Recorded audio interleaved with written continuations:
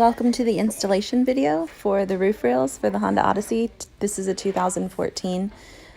Below you can find the links to these instructions, which are pretty well created and easy to follow. It says for professional installation only. So I shouldn't have already started on this before starting the video, but I didn't even think to make a video. I already did the other roof rail on the other side. This is a Honda Odyssey 2014 touring package.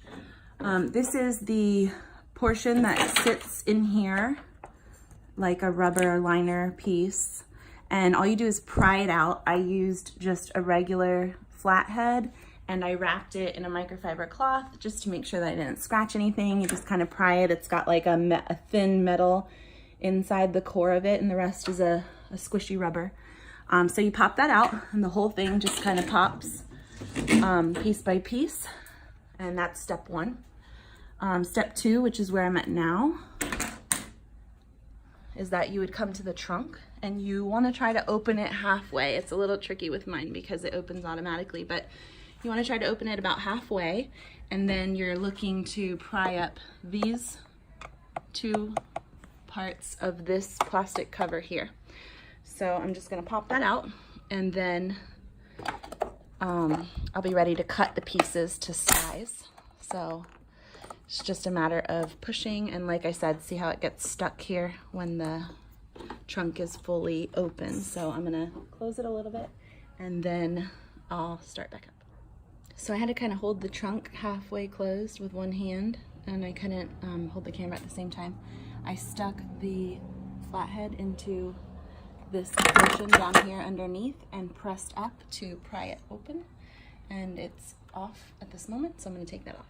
Okay, so I'm sure that there are many ways to do this, but using the instructions online for the lengths and measurement, excuse my leg, that you find for how to cut down the piece of rubber that blocks that track,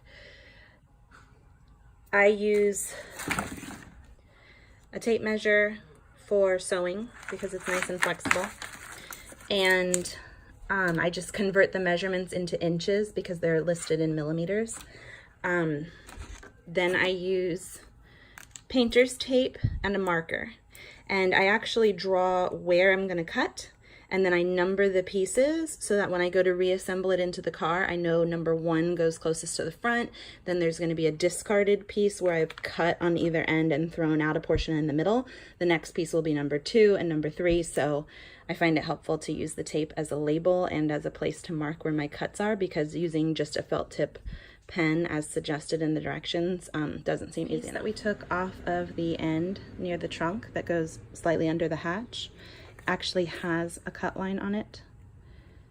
It is, get some light, right here. So that is the scored line where you are to cut this piece. So I find that scored line really challenging to see, so I put some painter's tape on that as well. And I just use a circular saw, even though it calls for an air saw in the directions, because that's what they have and it's easier. And I go really, really slow, and it has no problem with that metal piece that's within the inside because it's very thin. So as long as you take your time with the blade, you should be good. So in case what I was saying before didn't make sense without a visual, I measured from the front edge to this spot, and I labeled it 1, and I wrote cut here. So I know that that is the first portion piece. Then the space between that arrow and the arrow of the next piece has a cut here. That will be discarded, and this will be piece number 2. Feeds all the way down to a mark which says cut here.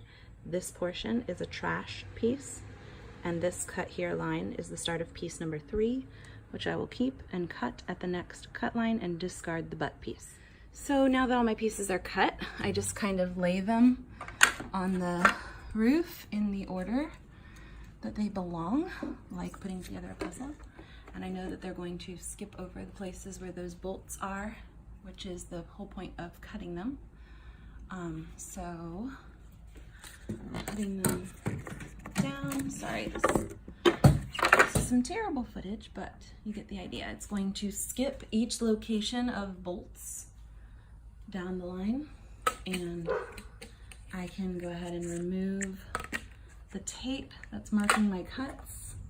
But to give you sort of an idea, it will squish back into place and there will be holes lined up exactly with where the roof rack will cover the spacing that is left open for each of these bolt attachments to go into place. So the easy pieces are in place, and like I said, these things you can just pop out.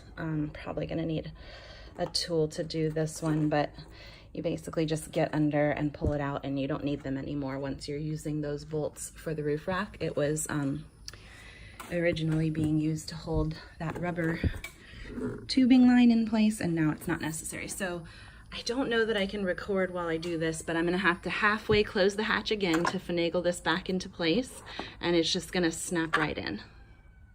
Then I'm just gonna grab the roof rail, and I'm gonna look here at the label. It says front, and there's an arrow. So this is the portion that should be towards the front. You'll find that the place where each of these fits in is just perfect for where the bolts of your car are. It's made to line right up, so that's pretty easy. Now I'm gonna go ahead and grab my drill and the bit that's appropriate to screw in the bolts. So this is the look of the bolts that you're using that come with the kit, and this is a 5/32 size. So all you do is come on up, and where you see that your bolts are coming through from the car, you're just gonna put these right on and fasten them into place. Make sure your drill's not in reverse. Otherwise, it's pretty simple. I like the ease of the drill. So I use this extension piece for the center bolt locations. The way that the rail is fitted, it just kind of comes a little bit too close to be able to fit my drill in without really scratching up the rails. So it's not necessary, and you could certainly do it by hand, but this is what I did. The last step involves putting the protective covers on the front, back, and middle so that it will hide where all of the bolts to hide the front portion. You're going to notice a tab in the back, which you will slide under like so, and then you'll knock the piece into place. And there is a section right here for the little screw to go in, and you're going to need a T15 or so sized bit, and you'll be able to tighten that right up. I did it by hand on the other side. I found it easier. It was difficult to get the drill into that location. Your piece, if you're looking at it from the top, the part that's to the right is going to hook around this, around to the back, like so. And once you have it hooked into place in the back, you're going to swing this side around and clip it over. Really tricky to do. One-handed here. The directions also say to go ahead and put painter's tape around where you're working so that you don't scratch the vehicle, but I found that it didn't touch the vehicle at all. It was pretty high up off the paint, so I wasn't too worried about it. Gonna have to do this not on the phone, but you get the idea. This part clips around, and then you swing this part in and press it into place. All right, so that clips right in, and the final piece is again like the front piece, where you're going to slide this tab in, clip it down, and then press like so. Slide the tab into place, and then press down real hard, and it'll go in really nicely all the way. And so this is what your finished product is going to look like. Comes out really nice, and there's again another spot for your final screw using that same sized bit, and in my opinion, a handheld. So I hope you found this project easy. It's super rewarding, and we are ready for our summer family road trip.